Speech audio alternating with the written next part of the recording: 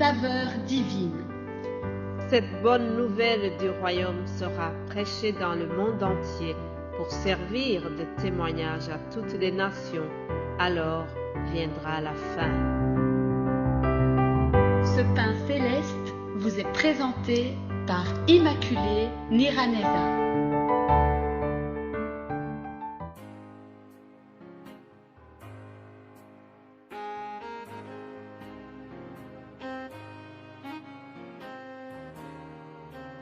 Je vous salue, très chers amis à l'écoute de l'émission Saveur divine. Que le bonheur et la grâce vous soient donnés au nom de Jésus-Christ, celui que je sers. Je bénis l'Éternel qui nous fait arriver. Aujourd'hui, notre semaine s'achève. J'espère que vous avez passé une excellente semaine en écoutant ce que nous avions préparé pour vous. Cette semaine, le Saint-Esprit nous avait mis à cœur de parler de semer. Les semences précèdent la récolte. Hier, je vous ai dit que nous devons semer la bonté. Ah oui, cher ami, la Bible nous recommande de semer la bonté. Proverbe 3, au verset 3, je lis ceci. Que la bonté et la fidélité ne t'abandonnent pas. Lis-les à ton cou, écris-les sur la table de ton cœur. Ça, c'est le proverbe de Salomon. Que la bonté ne nous abandonne pas, chers amis. Apprenons à semer des bonnes choses. Et rappelez-vous, nous avons vu que ce que nous semons, c'est cela que nous récoltons. Aujourd'hui, je voudrais terminer en vous disant que nous devons semer les paroles de vie. Nous devons semer aussi la foi. Je vais vous donner juste un témoignage de comment ma mère a semé les paroles de vie en moi. Ma mère, elle n'avait pas fait beaucoup d'études, mais elle a toujours voulu nous inculquer la connaissance. Elle était préoccupée que nous soyons vraiment scolarisés. Alors, malgré qu'elle n'avait pas fait d'études, elle aspirait toujours à savoir lire et écrire dans le seul objectif de pouvoir un jour lire la Bible. Alors, heureusement, son vœu a été exaucé. Un jour, il y a eu des missionnaires qui sont arrivés dans le pays, dans le quartier où elle habitait.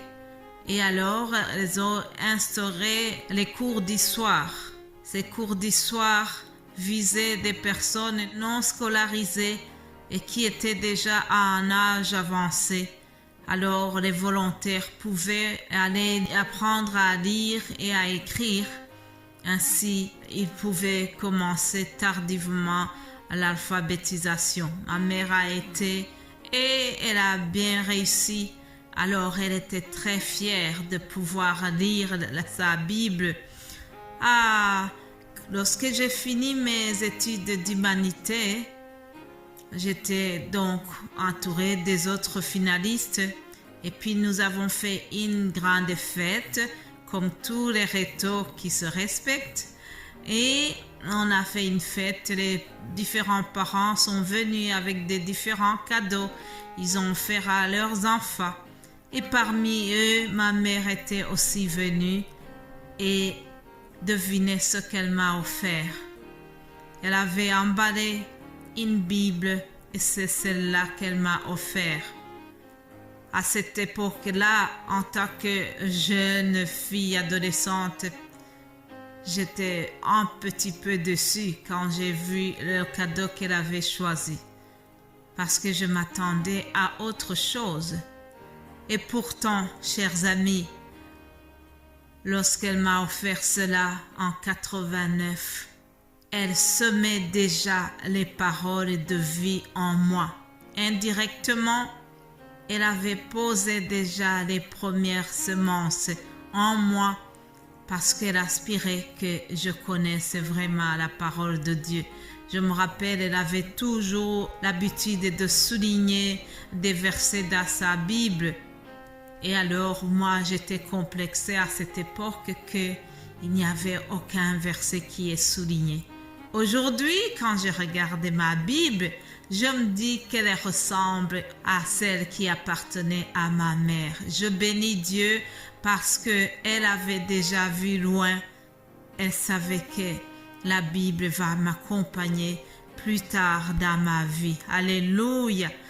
Mes bien-aimés de Dieu, nous devons semer des bonnes choses dans la vie de nos enfants. Proverbe 22, au verset 6, Salomon nous dit une chose que j'ai beaucoup aimée. Il dit, « Instruis l'enfant selon la voie qu'il doit suivre, et quand il sera vieux, il ne s'en détournera pas. » En effet, c'est ce qu'a fait ma mère. Elle m'a instruit dans la voie de Dieu, dans le chemin qui mène à la vie éternelle. Alléluia. Chers parents qui m'écoutent à l'instant, je vous exhorte vivement à semer la parole de Dieu dans le cœur de vos enfants. N'hésitez pas à le faire. Ne vous découragez pas. Même si vous remarquez qu'ils ne sont pas du tout intéressés, sachez que la parole de Dieu qui est semée ne va jamais revenir sans effet. Regardez combien de temps cela a pris pour que moi, je sois intéressé si ardemment à la parole de Dieu.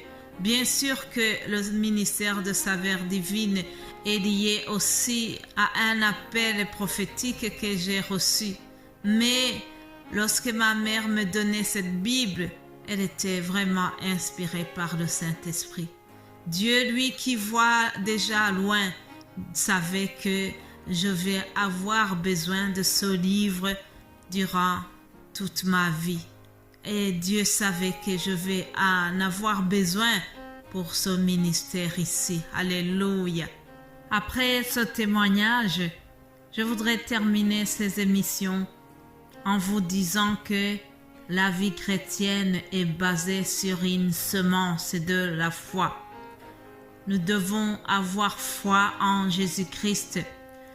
Jean 3,16 nous dit que Dieu a tant aimé le monde qu'il a donné son Fils unique, afin que quiconque croit en lui ne périsse point, mais qu'il ait la vie éternelle. Dieu, en effet, n'a pas envoyé son Fils dans le monde pour qu'il juge le monde, mais pour que le monde soit sauvé par lui. Alléluia. Mes bien-aimés de Dieu, pour avoir la vie éternelle, Dieu nous demande une chose. Nous devons avoir la foi en Jésus-Christ. Celui qui a cru en Jésus-Christ, celui-là, il a la vie éternelle. Mes bien-aimés en Christ, un jour, Dieu a dit au peuple d'Israël, « Voyez, je mets devant vous la malédiction et la bénédiction, la vie et la mort. Choisissez donc la vie. » Dieu nous met devant nous un choix qui est clair, la malédiction ou la bénédiction. Si tu choisis son Fils Jésus-Christ, tu choisis d'être béni, tu choisis de vivre éternellement. Dans le chapitre 3 de l'Évangile selon Jean, nous voyons Jésus-Christ qui a rencontré un homme qui s'appelle Nicodème. Alors, il lui a conseillé de naître de nouveau, parce qu'il fallait absolument naître de nouveau pour avoir la vie éternelle. Aujourd'hui aussi, je voudrais terminer en te souhaitant de naître de nouveau, en te souhaitant de recevoir Jésus-Christ dans ton cœur, si cela n'est pas encore fait. C'est à ce prix-là que tu peux gagner la vie éternelle. Nous aimons tous la vie en général. Lorsque nous voyons tout ce qui se fait pour la prévention contre les maladies, c'est bien la preuve que l'être humain aime la vie. Alors, si la Bible nous propose d'aimer ou d'avoir la vie éternelle, si la Bible nous donne un choix, un chemin à suivre pour avoir la vie éternelle, nous devons tous choisir ce chemin-là. Dieu nous a mis devant le choix de la vie ou de la mort. Je pense que nous devons tous choisir la vie. Celui qui a le Fils a la vie. Alléluia! Je vous souhaite d'avoir la vie éternelle que nous avons en Jésus-Christ. Voilà, chers amis, ce qui clôture notre semaine qui était consacrée à la semence. Apprenons toujours à semer de bonnes choses et je vous souhaite vraiment de continuer à méditer à ce que nous avons partagé. Je prie que le Saint-Esprit continue à vous parler et surtout que le Saint-Esprit nous pousse tous à semer de bonnes choses. C'est au nom de Jésus-Christ que je vous ai partagé ces messages et je vous souhaite un excellent week-end. On se retrouve lundi si Dieu le veut bien. Soyez bénis au nom de Jésus-Christ. Amen.